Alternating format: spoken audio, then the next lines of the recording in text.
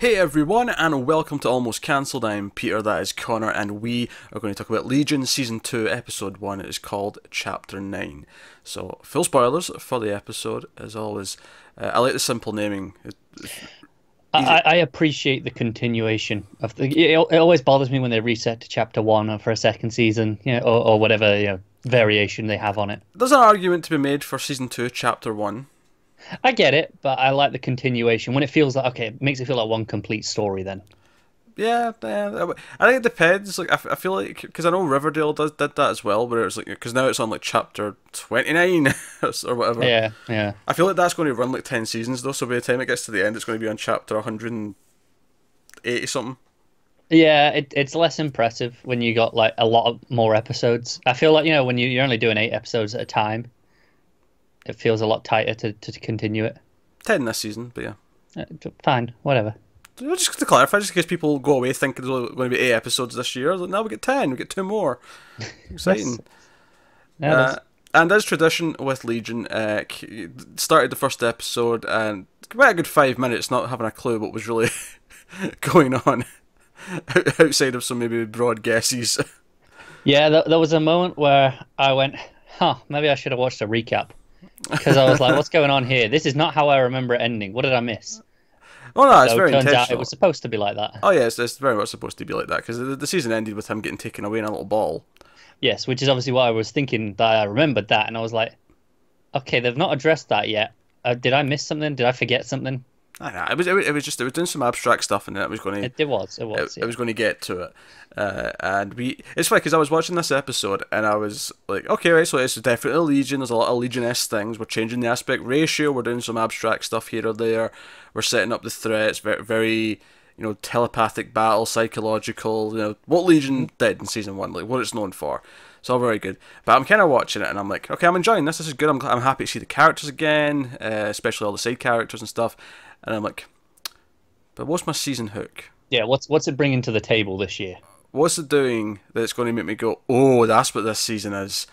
And I'm like, okay, I'm waiting. I'm expecting it at the end of the episode, but I'm just, I'm being patient. I'm like, okay, all these character beats are working for me. I'm getting into all this. And then we bring on a message from the future. Yep. And it's funny because obviously, like, the scene takes like time explaining it, because he can't remember. So what's happened is that he's been gone a year, 362 days to be precise. I only remember that because she made a point of really pointing it out that it was 362 days. It feels important, doesn't it? Yeah, and he's been gone a year, but he doesn't actually. He's not aware of a year. He thinks he's been gone for a day. And he doesn't remember anything. He's got a couple of brief flashes, like still images, and that's about it. And he thinks he just got taken away yesterday, which is a very neat device in terms of getting us up to speed, because he's asking a lot of questions, and they're going, well, here's what's happened in the meantime. Yeah. So, of course, they're now part of Division 3, because they convinced them, oh, no, mutants aren't all bad, we should work together to take out the threats. And they thought, that's a good idea. So we've got Basket Head Man and triplets ladies with mustaches. Yeah. They might not actually be triplets, but they look. But when they all had that same bob haircut and then the mustache, they look pretty similar. I agree. It was and I'm not gonna lie. When I first saw them, I actually thought it was men in wigs and not women with mustaches. And then he said women with mustaches. I'm like, okay, fair enough. I'll take your word for it. Yeah. Okay. Could have went either way based on my first glimpse of them. Of course, Basket Head Man being the more notable, Pretty distinctive, isn't it? oddity out of the bunch. Who's the leader? He leads Division 3. Yeah, and we get a little explanation of the 3 divisions. Yeah. Division 3 being the boots on the ground, as they said, the front line who actually go looking for people and things like that. I'm not gonna lie, it feels very Shield for mutants.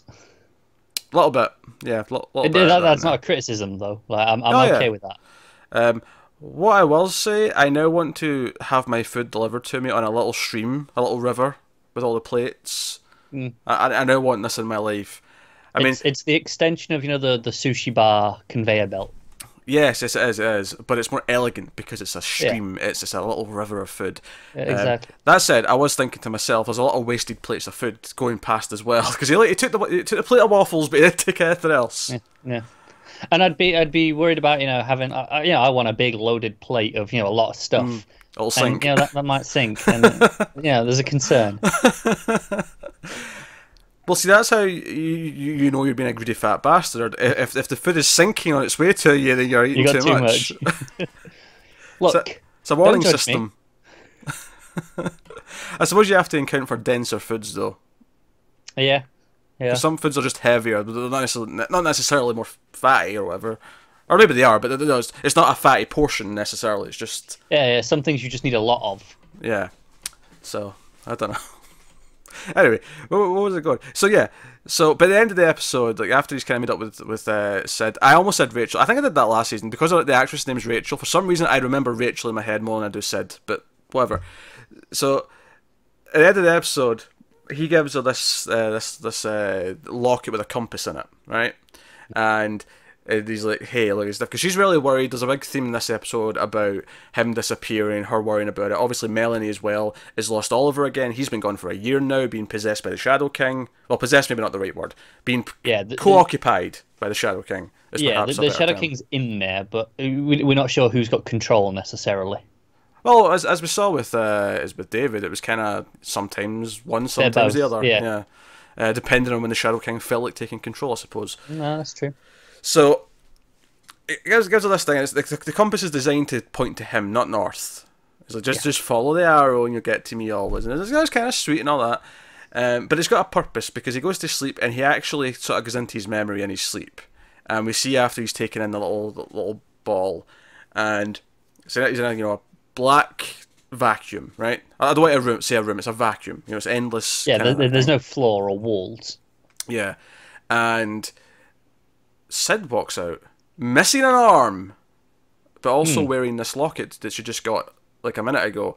And I'm like, oh, she's from the future. This was because I think all episode like, okay, so did the Shadow King come and trap him? Because that would have felt a little bit weird because the Shadow King just escaped in that episode and then drove off. It didn't really feel like it added up that was him doing this. Yeah, and it would be what was the purpose if that was the case. Yeah, so obviously all episode I'm thinking, okay, but they're all kind of assuming he might have something to do with it, but I'm going to maybe take the leap and say, no, there's something else. There's a third party at play here. Just, is it an enemy, is it an ally, is it whatever? I did not jump to a message from the future because it's Sid from the future. She can't talk, there's no sound. Which I guess adds to the whole vacuum thing. Even though David's talking, we can hear him talking, but we can't hear anything else. Right, but you could make the argument it's maybe some way in his head. Yeah, like these things often are. So he can hear it just fine. Which is why I'm thinking this thing is like a weird, I don't know, something that Carrie built in the future to like send a message back telepathically or something. Yeah, it could be. I mean, obviously there's a physical ball that takes him away, but like the actual message part of it, I mean, I don't know. Yeah. No, it's. I don't think we have enough to really, hammer it down yet. Because the other question is that did he actually experience a year, or by getting this message that was he just like out for a year essentially?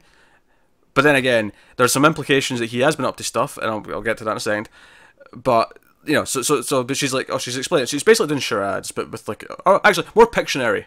We got Pictionary. Pictionary with a glow stick. More, do you know what it's like a sparkler? Like the little fireworks sticks that you. Yeah, but it's actually drawing the things. Yeah. Yeah. Yeah. There's a thing. It's like an 8, and at first I didn't get what it was either. And then the second time she drew, it, I was like, oh, it's an hourglass. Oh, she's saying time's running out. Oh, okay, right. I'm getting into this. And she's like explaining this, and she's like, present. It's like I'm present, and then you're future. Okay, and he's sort of like piecing it together, and he's like, okay, so this is a warning, this is a message, time's running out, whatever. And then she's like, draws a little crown. Okay, Shadow King, something about the Shadow King. What? And it's like, okay, Shadow King's looking for his body. That's something that was brought up earlier in the episode, is that if he finds his actual body, he is going to be unstoppable.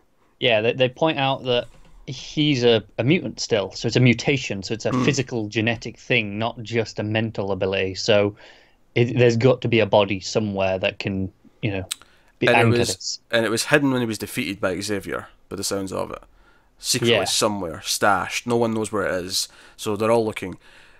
So we hear that early in the episode. Okay, right. So there's a big sort of threat. That's what Shadow King and Oliver's doing. The goal for the season. Yeah, but then she's, because I was actually thinking at one point during this, why didn't she just write letters? Why not just spell things out? But eventually she does. I really didn't get that was a crown. Oh, I got that. Not until after he said, I was like, really? That's a crown? Oh, I got a crown right away because I'm like Shadow King. I know, I get it. It Yeah. makes sense in context, but I was like, huh, really? I just couldn't see it. All right, fine. You're shit at Pictionary. We've established that. I think it wasn't a very good crown. Or she's shit at drawing. That's more Whatever. likely. Whatever the one. It's not really her drawing though. Let's be honest. This is more the visual effects. It This is. is intentionally shitty because they want it to look like she's drawing it. Yeah, yeah. Regardless. And then the surprising thing though is she writes help him. Mm. And he's like, why would I do that? Why? Why would I help that? Good question. It's a good question. That's what we'll leave on. It's like, so the hook for the season is not only that, oh, we get a message from Sid from the future with a missing goddamn arm, but the message is help the bad guy. Yeah. It raises so many questions. How far in the future is she from, for a start? Also, what is it with comic book shows and having people from the future with missing arms? Like, Yeah, it's kind of a theme, isn't it? yeah, it's a thing this year apparently. But so hopefully she actually gets to keep her arm. Hopefully we change events and Well, maybe... that's the case. Can this be changed, or is this just a message? Because is it telling him to actually change things, or is it like that you've got to change things to help him, or is it just no? This is what sets it into motion. What's the point of sending him a message if it's not to try and change things? Because it's got to, it's the to be self-fulfilling, to start the chain of events. Doesn't necessarily mean it'll change them. Well, yeah, but it has to be for a positive outcome. Otherwise, why send it? Because they know they have to. But no, if the outcome is bad, then you don't have to. You just don't. Stop it. Don't start the chain of events. That's fair. You always do this with these things. You always assume there's an unbreakable loop. No. The whole point is they're sending him a message because they want him to change things. That's the exciting part. That's the challenge. That's the goal is to change whatever bad thing leads to this armless future. Okay, fair enough. Assuming that's the thing that they want to change is Not specifically the arm. I'm assuming the Yeah, arm's a byproduct of whatever else right goes on. which is intriguing as to what is so bad. Yeah, is there a third party? I mean, again, I'm back to this. Is there a third party that's even worse than the Shadow King? Yeah, no, there could well be. And we need him to have his body back. Is the visions of that random person, like whenever David's having these weird flashes back to the nightclub stuff, and he sees this person going around with a mark in his forehead, like, is that the real body? Is that what he's seeing there? Is that someone else? Yeah. I don't know. So there's some questions. Because that's the other thing that's going on, is that we've got what's called the catalyst happening. It's this illness, essentially. It's not an actual disease, it's not an actual virus in the traditional sense. It's a mental thing that seems to be triggered from the Shadow King, from Oliver, as he's travelling around, where it's leaving people frozen, but their teeth are chattering constantly. Yeah. And it seems to be linked to that. And the reason why I said, oh, maybe he has been up to stuff in the last year and doesn't remember it, is I'm wondering if he got this message and he was actually trying to help him for the past year. If that was something that he was doing in that time, and that's why he was at this nightclub at one point with them. I mean, unless it's like mishmashing multiple memories together or something, I don't know. It could be. That's the thing. We don't really know. We talked a lot about last season how unreliable he is at these things. And this feels particularly unreliable when it gets so abstract in his mind. Oh, it's very abstract, because obviously before this, Carrie builds this chamber from Fringe that he has to go in, this tank, so that he can boost his powers. It reminded me of that. Even the fact that he has to get naked reminded me of Fringe. That's fair. It reminded me of the. Obviously, I've not seen all of Fringe. It reminded me a lot of the Stranger Things. The end of the first season. Yeah. I think that was that because that was just sensory deprivation, whereas this was like Fringe, there was like chemicals to enhance things and all that. But it was kind of felt like an extension of that. Which I did like the joke though, where he's like, "Oh, and it's 10% strawberry extract." Just so it gives it a nice smell. It has some actual properties, and also it'll taste nice if you happen to swallow it. But by the way, don't swallow it. Whatever you do, don't swallow it. Yeah.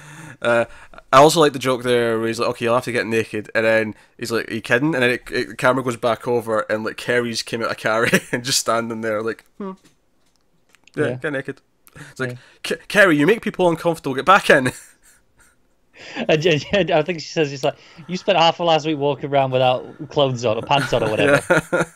Yeah. I make people uncomfortable. Yeah, she came up a few times. The other one was when they get David back, because they find him obviously towards the start of the episode, and they get him and they have him at a table, and Division Three's got all their procedures. They've got like armed guards and everything, and Carrie's just like, you know what, screw this. He takes off his hazmat suit and he's like, David, listen to me, listen to me. He tries to just speak to him as a human being, which works. It wakes him up. Yeah. But the soldiers all come in with their guns. They're ready to like stop this. Like, oh, we don't like this, and Kerry just comes out from like out of his back. It just sort of says, "Hey boys," and just like gets her fists up, like she's ready to throw down. Because we see that she's actually running tactical in Division 3 now. She's with all the troops, which is a fun idea. She's got a nice job of her own. Yeah. Obviously, Potomi's still doing his sort of. He's going around with Clark actually. They're kind of partners now. Yeah, which is an interesting twist in things. And I like Clark a lot last season. I'm glad he's around more, and this should be an interesting change in relationship. I think is having him around and being kind of an ally, even if the scene with David, where he's like questioning if he trusts that if he believes that he actually doesn't remember this past year, and it feels very similar to last year, still, doesn't it? A little bit, yeah. It's a little bit of an interrogation, which I think is interesting because obviously for David, it still is. He's still at last year. He hasn't gone through all the development with him. Well, that's something he says to Sid later on. Is he's like, "Hey, you're the one who's had a year. You're the one who's changed. I'm for me, this is yesterday. I'm the exact same. I just left." At least he believes that. I mean, I feel like there is time that he'll get back, but for right now, it is literally he feels like he just left yesterday. Yeah, I think it'll be really interesting to see how much of that year he was doing stuff, if any at all, or if it was kind of just a flash at the end and that's it.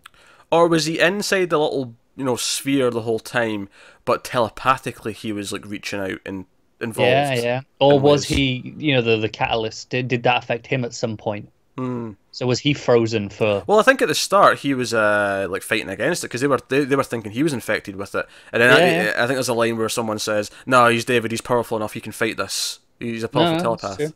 So at least they suspected it, if nothing else. No, it's true. But if that is the case, that would, assuming they found him like that, and that was he was in that catalyst state. Yeah. But fighting it, that would imply he'd been near Oliver recently. Yeah, because presumably that nightclub they found him in was a recent event. Right. And that's one of the only real main memory that we see from that year. Yeah. And of course, Potomi said he tried to see stuff and he saw like fragments of images, but they're in there somewhere. And he questions if that means, like, is he lying or, like, is this, like, that they've all been kind of locked away? Kind of like last season where he had, like, memories that were... Yeah, but it's very clear, like he's asked, okay, is it a year's worth of memories? And it's like, not really. There's bits there. There could be a year's worth buried, or it could be that this is it. Yeah.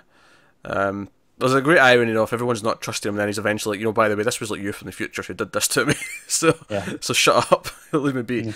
So when he gets into the tank, though, and he tries to like remember stuff and reach out and find... It's basically his version of Cerebro, because he tries to like reach out and find the Shadow King, but he kind of goes to the nightclub memory a little bit, and it ends up being this weird dance sequence, or a dance-off, I should say, between him and both Oliver and Lemmy, as in Aubrey Plaza's representation of the Shadow King. Yeah. And... I love this. Of course you did. This was like this was almost like the climax of the episode. This is what it all built to for a lot of it. Like this felt like, okay, this was the big set piece. 2/3 through the episode. Yeah, and I think what it did. I'm not necessarily big in these kinds of things normally. For here, it actually kind of worked though, because I feel like I got the point as it was happening. It was literally a representation of the telepathic battle struggle. Yeah. That's what was happening during the scene. And it was the way that they were mirroring each other's moves. Yeah. Like they were trying the same things at each other. And I was thinking, is this simply just them, like, avoiding being found? Like, like he's reaching out, they're connecting in some way, and they're going, hey, he's finding us, so let's fight back. Is it just simply that? Or is there more to this? Yeah, is this a memory of a battle that he already had? Yeah. Or even, is this, like... Yeah, they're having this fight, but the dance floor they're on, to get really sort of representational here, is the dance floor they're on actually the third party's like battleground, like are they fighting in a world that neither of them are controlling, kind of thing, like. That's true. I thought it was really interesting how Lenny and Oliver weren't always in sync. They were kind of doing different things, Yeah. which implies to me that maybe Oliver has some separate awareness of this other than the Shadow King. He's doing Well, his own yeah, thing because we here. actually open with those two, and they're like sunbathing in the pool. You know, they're just kind of Yeah, drifting in the water, and um, the whole thing is that time's running out, and they're kind of like, you know, just lying there cooking. You know. yeah. Um, And then his drink's empty, and a hand just gives him another one from out of the water. yeah, it's almost like that's how she's keeping him docile inside his head. Like, just keep him Yeah, happy. He's got his drink. He's sunbathing. He's fine. yeah. Keep He him gets going. really agitated, you know, because she asks, is it Tuesday? And he gets agitated, like, don't talk about time. Like, we can't be doing that. Yeah, which is actually a neat bookend when we find out later that time's running out, and that's a Yeah. concern. And I wonder if it's also a concern for them, or him, for Shadow King. Is it a concern for all parties? I would assume so. And at one point, yeah, when he's told this, with Basket Man even tells him, what, like, oh, we have to find this body, when he explains all this, he even says, so it's a race. Yeah. So, you know, we're setting up all these things for the season, which is really cool. There's a couple of thematic things I want to talk about. First of all, I love that when Kerry comes in to get Sid at the start, she's body split with a cat. Because I'll admit, for a second, I forgot what her power was. I knew she couldn't touch people, right? But she started, like, you know, licking her hand and, like, you know, Yeah, cleaning her head, and I'm like, what's going on here? And then I seen the cat in the lap, and she started talking from the cat, and I'm like, oh, wait a minute, okay. Alright, I don't remember. Yeah. I don't remember the I whole think thing. it was Kerry's like, I hate when you do that. Yeah, nice little touch as well later on. There was actual cat bowls in a room for the cats to feed on. Yeah. Yeah, just a subtle. As a cat owner, I appreciate the attention to detail that those would actually be there. Anyway, so when she first talks to David, and she has a whole thing where she says to him, like, I did this thing for the first several months when you were gone, where, and it's just a stupid little game, but I said that if I could hold my breath before the kettle, or until the kettle was finished boiling, like, it meant you were alive. You know, just a silly thing. Like, it's you know, admittedly, you know, she knows it's a silly thing, but she's doing it anyway. She's just sort of doing it as a sort of faith thing almost, and we see like a little, you know, series of flashbacks of her doing this, and then eventually after like 5 months, she actually isn't able to do it anymore, and it's like, oh, maybe that was when he died, kind of idea, maybe in her head anyway, right? Yeah. So a simple little idea, but I like it because it comes back up later. Because when we see Melanie, there's not a whole lot of Melanie in this episode, but when we see her and she's really in a bad place, and she's talking about, oh, the men, they always run off, and it's kind of like how she's relating to her. I mean, she sure, David just came back, but it's like he'll run off again because she got Oliver back last season for like a day, and then Yep. And now he's been gone again. he's been gone, and it's just, you know, but no, they have to go off and save the world. It's all important. Don't care how we feel. But what I love about it is the entire time in the scene is the kettle's on. And it starts to, you know, it finishes, and you know the you know, the whistling noise and all that is coming at the end, and it's like, no, it's, unlike Sid, she's already so far gone, given up. She's not trying to hold her breath. She's given up, and I'm never coming back. It was a simple little thematic thing that just really sold the point of and how they kind of related to each other, which also set up why Sid was then concerned later on, you're just going to leave again. Like, how long are you back until you go? Yeah. And that's when he gives her the compass and so on. And obviously she says, oh, are you keeping secrets? Are you holding things back? And at least so far, I didn't think he was. He might keep this back now that he's had this memory. But Yeah, I don't think he was at the time. Yeah. But I don't know if he's going to share this, or at least not straight away. yeah, I'll be curious to see how that works. Another thematic thing that gets properly introduced is this idea of what a delusion starts out as. And we're given this metaphor with the two eggs. Yeah, well, this is a little informative cutaway Yeah. voiced by John Hamm. Do you know what? I thought I recognised the voice. Did you? Yeah. Yeah, no, it's him. Yeah, I never quite clocked who it was, though. It's But that's... it's almost like this highly hyper real version of the informative cutaways in unfortunate events. Kind of, yeah. We get this thing. It's just, oh, this Japanese man was like starting to, you know, dream as he the butterfly in front of him, and then he closed his eyes, and when he opened his eyes, he then questioned, "Wait, am I the man who was dreaming of being a butterfly, or am I now the butterfly who is dreaming of being me?" You know, like, it's Yeah, like, okay, it's a classic conundrum. and then it goes back to the eggs. It's like, okay, so the one's got the little chick comes out of it, and it's all fine. It's like, and then the other one's the black goo baby Demented thing. bird thing, yeah. And the whole idea is that, okay, so there's delusion, and you get this little cutaway again with this guy who starts to think his leg doesn't belong to him, and eventually stabs his leg in the bus. Even though it feels like his leg, he's feeling the pain from it and everything else. He's determined. And then we get the final bit where he's actually cutting it off in the shower. You see it behind the curtain. I'm cutting off his leg, and the whole thing it's saying is that for a delusion to actually breed, and like we have lots of ideas. Like ideas happen all the time, but for a delusion to actually spread, all of the rational ideas have to be killed off. And then we cut back to the little chick being killed by the little goo bird thing. And it's like, okay, so this is it. And then it becomes this thing where you see it crawling and it's leaving this trail of black goo behind it. And what I think is very interesting is at the end when David and Sid are in bed, like, side by side, they're separated, but they're side by side, you see this black goo thing like crawling under the bed. Like you see the streak of goo. And you see it at another point as well. It's after he's been in the tank and he teleports to like outside one of the other rooms, there's like a streak of black goo near him as well, like on the wall. So yeah. So it begs the question, what is the delusion? Exactly. If you ever thought things were unreliable, they gave me an infomercial in the middle of this saying, hey, this thing represents unreliable. Yeah, Here's exactly. unreliable things. And it's like, okay. They're not even going, hey, you can read into this and figure it out as you go along. Like, here's what this represents, essentially. Like, they're just telling you straight up so that you notice it. Well, I think a big part of the show and David's characters, because of his telepathic powers and because of everything bleeding in, he is always trying to figure out what is real and what's not. And I think that puts us in the same footing as him. We're along with him. So the show is as confusing as his life is to him, is essentially what the show plays out like. Right. And I mean, it begs the question is what is the thing that's the delusion? Is it this message from the future? Is this something he's essentially come up with? Because, I mean, it's worth knowing, he doesn't have this memory, if it is a memory, of this vision until after he's already given Sid the compass, right? Yeah. I mean, if it's not really the future, and this is like a fake memory now, and we've seen, like, because we know Potomac can do fake. I don't think it's him, admittedly, but no, but it's possible. Yeah, but we've established that it's a possible thing in this world. Like, is this the Shadow King manipulating him to help? Like, right. How do we know this is really Sid from the future? We have no exactly. proof. Like, if we'd seen this before he'd given it to her, and we'd seen the locket around her before that, I think it would be a lot more believable. But because this has come after that, where we know there's something not to be trusted, it makes it more suspect. That said, I also would completely buy that this is all exactly accurate, and the delusion is something else. It's completely. Oh, absolutely. I'm spitballing here. yeah. Just throwing it out there.